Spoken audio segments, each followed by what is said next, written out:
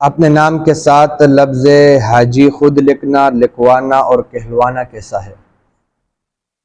یہ بات اگرچہ مسلم ہے کہ حج ایک عظیم عبادت ہے جس میں مالی اور جانی دونوں قسم کی قربانیاں دینی پڑتی ہے اور ایک عظیم فضیلت والی عبادت ہے، لیکن خود اپنے نام کے ساتھ حاجی لکھنا اور لکھوانا یہ جو ہے جائز نہیں ہے، کیونکہ یہ ریا کے زمرے میں آتا ہے اور یہ ریا کہلاتا ہے۔ تو اس وجہ سے اپنے ایک عظیم عبادت کو اس وجہ سے کرنا کہ لوگ مجھے حاجی کہیں، تو اس لیے خود اپنے آپ کے ساتھ نہ حاجی لکھے نہ لکھوائے، بلکہ اگر کوئی دوسرا آدمی کہے تو اس میں کوئی حرج نہیں ہے۔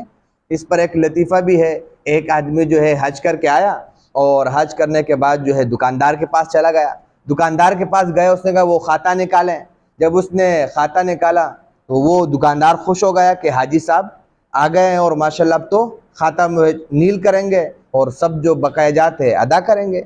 جب اس نے کہا کھاتا نکالا، اس نے کہا نام آگے بولا، ہاں بولے اصل میں اس کے ساتھ حاجی لکھ دو۔ دکاندار کو کہا اس کے ساتھ حاجی لکھ دو۔